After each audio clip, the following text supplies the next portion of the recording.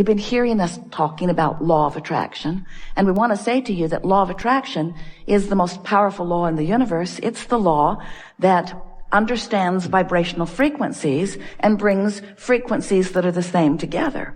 So what you're thinking is causing you to offer a vibration, and that vibration is an emanation of vibration, and law of attraction is finding things that match it and showing them to you.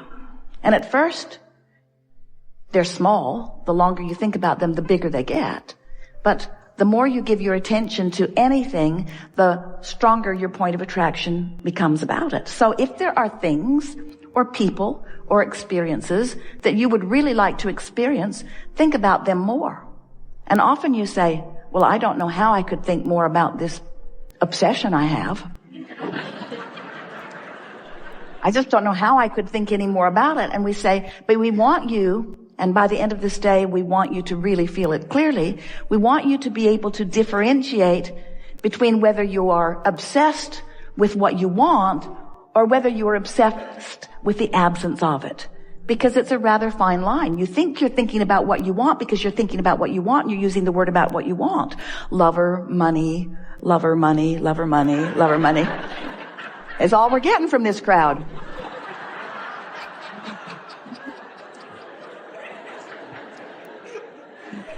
But often what's going on is, rather than thinking about the experience that you really want, you are aware of where you stand in relationship to it. So the absence of it is what is dominant in your experience. And because it's been dominant for a while, and you've been observing the absence of what you want for a while, now you have a belief about the absence that is stronger than your desire about the presence. And when your desire is what it is, but your belief is stronger, your desire doesn't move toward you, or you don't move toward it, or better said, you don't rendezvous with your desire. You have to be at least not offering the contradictory vibration. Now, did you hear those clarifying words? You have to at least not be offering. Of course, it would be far better if you're thinking about what you want. Purely what you want. But if you can't think purely about what you want, then don't think about it at all. That's at least not doing something that contradicts it. You see what we're getting at? Lobotomy would help. It would. But so much goes with that. Meditation helps, because when you quiet your mind, you stop thought, and when you stop thought, you stop resistance. But you can't meditate all day. Your employer wants some of your attention. When you're driving, don't meditate. So focus is the only answer. You have to figure out how to focus yourself into alignment with your desires. And we think that sometimes you think that there's really no point in focusing on your desire because you don't believe it's going to happen anyway. And we say that's sort of where we started, isn't it? We want to say to you that everything that you want, no matter what it is possible for you to achieve. There are no exceptions to that. But you cannot focus upon something that's missing and experience what you want. You have to focus upon what you want. When you talk about what you want and why you want it, you often get into that more general place that allows you to focus purely with no resistance. But when you get more specific, like, well, how will it come? Or when will it come? Or where will it come from? Or who will bring it? Or who will it be? When you ask those more specific questions to which you don't have answers, then you introduce, through the specifics, contradiction to your vibration, and it slows everything down. When you talk about what you want and why you want it, you often can stay in a more general place. And so that's really the key to getting more of what you want. We know that you come because you are wanting to be part of this leading edge discussion. We know that you come because you are looking for clarification on some specific things. We know that you come because you're wanting to contribute with your knowledge and your beingness to the whole of this forum. We know that you come for the vibrational vitality that often comes by focusing from the core of that which you are. You just can't focus here very long without coming into vibrational alignment with who you really are. And so your feelings of well-being and your feelings of worthiness and your feelings of elation and passion begin to return to you as you focus here with us just for a little while on the well-being of your life experience. But we want to show you how you can focus in your life experience in specifics and still be in alignment. And that is the thing that is most difficult for most of our human friends, because we love you very much. You always know something's coming right after that. We love you very much, but for the most part, the more specific you get, the more resistance you introduce into the equation. And that just trips you up and freaks you out because you want to be specific. You do. You are genius creators. You are elaborate creators. You are leading edge creators. You did not come forth into this time-space reality to hide your head in the sand or to meditate all day in order to stop resistance. You came figuring that you could manage your focus enough, that you could deliberately create, and specifically deliberately create, because it's not fun to be less specific when you are a leading edge creator like you are. In other words, when we say to you, if you'll get real general, you'll feel a lot better, and you practice it and you feel better, you say, yeah, I feel better, but I'm really bored. And we say, we know you are. You gotta be bored. When you have as much data surrounding you as you do, you want to be specifically focused. In fact, you want so much to be specifically focused that you'll choose negative over positive because you want to be specifically focused. We're just here to remind you, you don't have to give up positive for specific. But you can't start there often. You can't just jump from really, really, really knowing what you don't want to really, really, really knowing what you do want. There's too much vibrational momentum or inertia already going. So you got to slow it down, get general, practice the general thought of well-being. Are you following this? Well, then we're done. Because if you've got that, then all you have to do is go practice it. And so that was a very short seminar. We hope you got your money's worth. It will carry you to the end of this life experience and on and on and on and on. There's nothing that we could tell you that would be more important to you than what you just heard.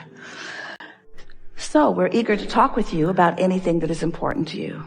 It is our absolute knowing that as this day unfolds, that it will once again be co-creating at its best.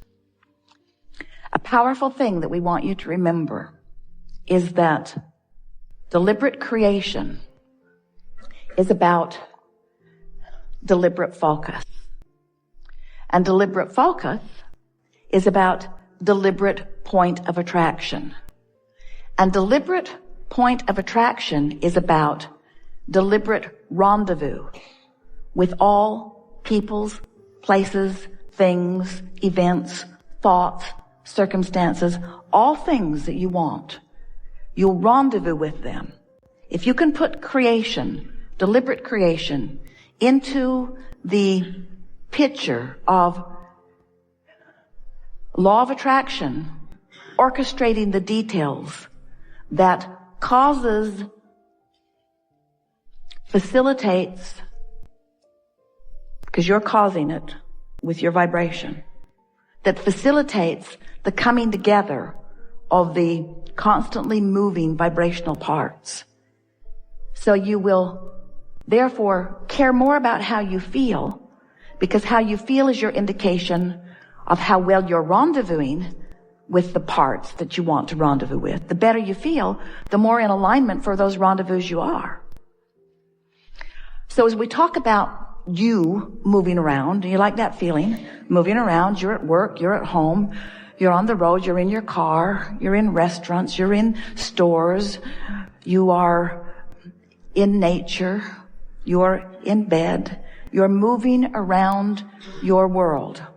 And as you're moving around your world, you have a point of attraction that is radiating, emanating, and key to the rendezvous that are happening to you all day, every day. And your point of attraction is about your focus.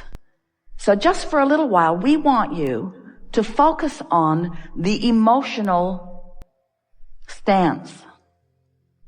Because if you focus upon how you feel, what you want and why you want it, which is what I want and how I will feel when I get it, you will deliberately begin generating, emitting a vibrational signal, which we are calling your vibrational grid. It's your point of attraction. Now, your point of attraction has a lot of things going on in it. Usually, you got a grid about money, you got a grid about lovers, you got a grid about your mother, you got a grid about your mother, you got a grid about your mother, you got a grid about your mother. You've got a grid about your government. In other words, you have, in this grid, you have all kinds of things going on. And most of your grid, we love you very much, is because of what you believe.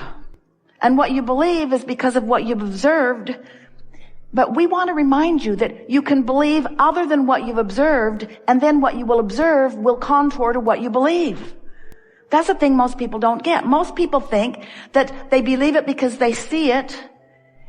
And we're wanting you to understand that because you're seeing it, you've come to believe it, but it doesn't have to be that way. Because there are plenty of things that you believe that others don't believe, and there are plenty of things that others don't believe that you do believe. And your beliefs are only about what's active in your vibration, and therefore what is coming to you. We want you to start basing your beliefs just for a little while. Try it for a week. It will change everything. We want you to base your beliefs on your emotional grid. We want you to come to believe that you can feel the way you choose to feel regardless of what's surrounding you. Because when you show yourself that, then you have control of everything that matters to you. Then you've got control of your point of attraction. You don't have control of others' points of attraction, but they weren't any of your business anyway. You have control over your point of attraction. And when you have control over your point of attraction, then you can live happily ever after, not just someday, now. How are you happy? How are you happy? How are you happy? Do you know that if you can find 17 seconds of a thought about something general, like an emotion, that's enough to get that grid active enough that it will bring something else to it right now. And that something else that it will bring to it right now is usually another thought that keeps it going longer. And if you can keep it going for another 17 seconds, that's enough to bring something to it. And it's usually another thought that will keep it going longer. And if you can keep that going for 17, until you have 68 seconds of non-diluted, general, pure, emotional thought, you've accomplished a grid that will bring you visible evidence. Someone will walk into your space with evidence. Something will come as evidence that you have accomplished a point of attraction that is strong enough that the rendezvousing process has already begun. All kinds of things will begin happening to you. And because you have deliberately worked on your grid, now as these things come, you will not just see them as random, freakish coincidences. A coincidence is a rendezvousing of vibrational latitude. That's what a coincidence is. It's a cooperative, communicative incident. Coincidence is the best word we know that is talking about rendezvousing, which is caused by law of attraction. But you thought it was random. And for most, it is random because you're not thinking deliberately. You're creating by default. But when you start deliberately, 17 seconds, not much to ask of yourself, is it? 17 seconds, it feels pretty good. And then another, and then another, and then another. What do you want to talk about? Stuff. We're going to have standing doesn't help. Standing on your chair doesn't help. Waving your arms doesn't help. Being clear about what you want helps. Feeling eager helps. Feeling desperate doesn't help at all. Your eagerness is muted by your desperation. Really, it is. So what you're looking for is just a soft, wouldn't it be nice if I could have a conversation with Abraham about and enlighten myself and help the entire universe at the same time? Begin right here.